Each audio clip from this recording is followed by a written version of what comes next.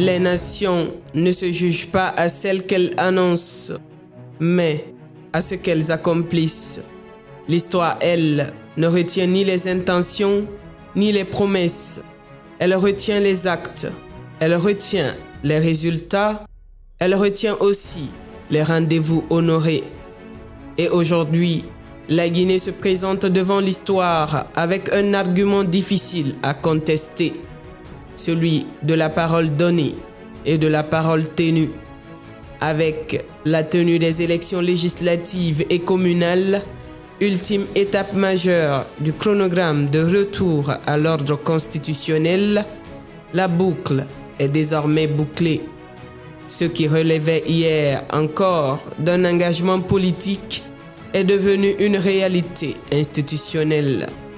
Lorsque le président de la République, son Excellence Mamadi Doumbouya, s'était engagé devant la nation, devant les forces vives du pays et devant la communauté internationale à conduire la Guinée vers un retour apaisé à l'ordre constitutionnel, nombreux étaient ceux qui observaient avec prudence, d'autres avec scepticisme.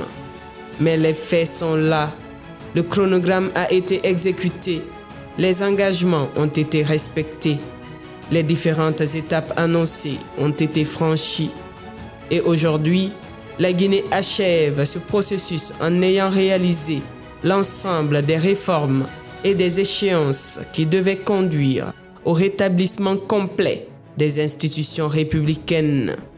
Plus encore, ce retour à l'ordre constitutionnel porte une particularité rarement observée sur le continent, son financement. La Guinée a fait le choix de financer elle-même son processus électoral. Aucun financement extérieur, aucun appui budgétaire destiné à organiser les élections. Aucun recours à une assistance financière internationale pour accomplir cet acte fondamental de souveraineté. Un financement entièrement guinéen, une décision forte, une décision qui traduit une volonté politique claire, celle d'assumer pleinement son destin et de démontrer que la souveraineté ne se proclame pas seulement dans les discours, elle s'exerce dans les actes. Le président Mamadi Doumbouya l'avait annoncé. Il avait affirmé que la Guinée organiserait ses élections avec ses propres ressources. Aujourd'hui, cette promesse appartient au domaine des faits. Il l'avait dit et il l'a fait. Et dans une époque où la parole publique est souvent mise à l'épreuve, la tenue d'un engagement demeure en elle-même un événement politique majeur. Mais pour comprendre la portée de ce moment, il faut revenir à la philosophie qui a guidé l'action publique durant ces dernières années. 3 axes prioritaires ont structuré la gouvernance: le social, l'économique et le politique. Le social d'abord, parce qu'aucune nation ne peut avancer durablement lorsque son tissu social est fragilisé. La Guinée sortait de plusieurs années marquées par des tensions récurrentes, des fractures profondes et une méfiance qui traversait parfois les communautés. L'urgence était donc de reconstruire la confiance, de restaurer l'unité nationale, de remettre la cohésion sociale au centre du projet républicain. Aujourd'hui, malgré les divergences qui peuvent naturellement exister dans toute démocratie, une réalité s'impose. Lorsqu'il s'agit de défendre les intérêts supérieurs de la nation, les Guinéens se retrouvent autour de l'essentiel. La Guinée, une et indivisible. Cette restauration progressive du lien national constitue sans doute l'un des acquis les plus importants de ces dernières années, car aucun développement durable n'est possible sans paix sociale, sans stabilité et sans sentiment d'appartenance à une même communauté de destin. Puis vient l'axe économique, et ici encore, les réalisations parlent d'elles-mêmes, car les grandes transformations économiques ne se mesurent pas seulement à travers les statistiques. Elles se lisent dans les infrastructures qui émergent, dans les investissements qui se concrétisent et dans les perspectives qui s'ouvrent pour les générations futures. Le programme Simandou 2040 incarne cette vision du chef de l'État, une vision ambitieuse qui entend faire de la richesse du sous-sol guinéen un véritable levier de prospérité nationale. Le chemin de fer stratégique de plus de 650 km à double voie, les raffineries d'alumine en cours de réalisation à Bofa et à Boké, une troisième raffinerie dont les accords finaux viennent d'être signés sous la supervision rigoureuse du comité stratégique de Simandou et dont les travaux devraient être lancés très prochainement. Le renforcement de la confiance des marchés. En un an, la notation de la Guinée est passée de B+, avec perspective stable, à B+, avec perspective positive. Les infrastructures énergétiques, industrielles et logistiques qui accompagnent cette dynamique. Autant d'investissements qui traduisent une nouvelle approche, une approche fondée sur la transformation locale des ressources.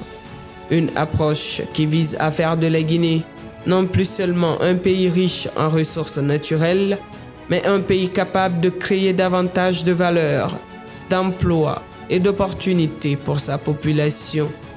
La Guinée n'avance plus dans une logique d'assistance, elle avance dans une logique de partenariat.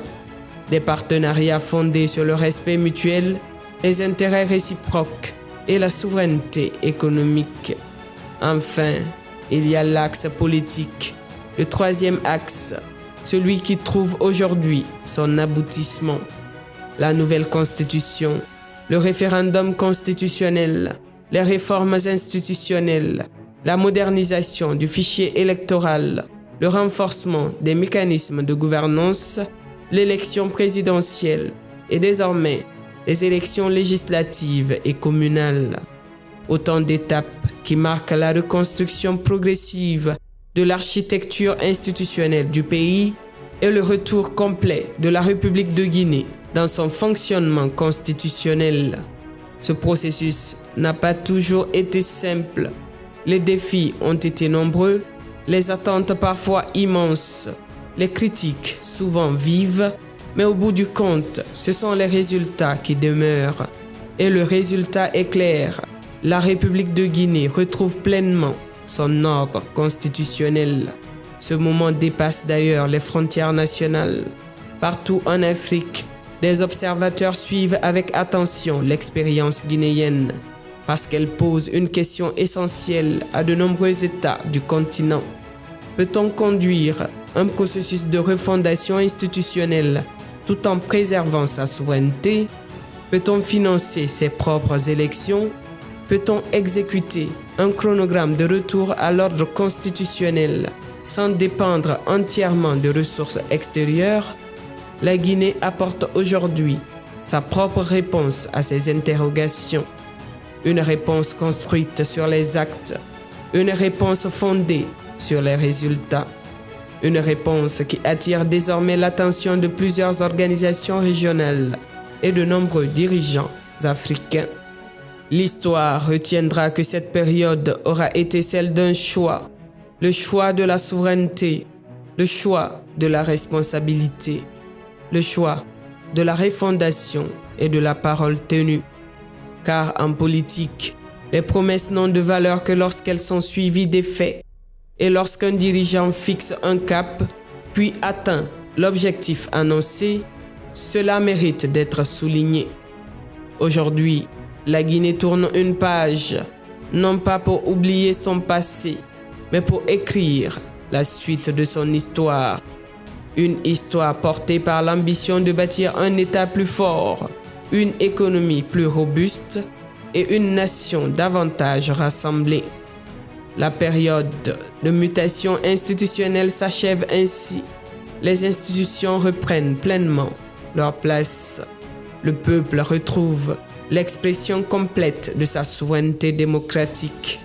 Et au terme de ce parcours, une vérité s'impose avec force. La souveraineté politique a été affirmée. La souveraineté économique est en construction. Les institutions républicaines sont rétablies. Le chronogramme a été exécuté et honoré. Il avait donné sa parole au peuple guinéen. Il avait promis le retour à l'ordre constitutionnel. Il avait promis de financer ce processus avec les ressources de la nation. Aujourd'hui, les actes parlent. La parole a été tenue. Et lorsque la parole donnée rencontre la réalité des faits, l'histoire rend son verdict. La promesse est accomplie. La boucle est bouclée.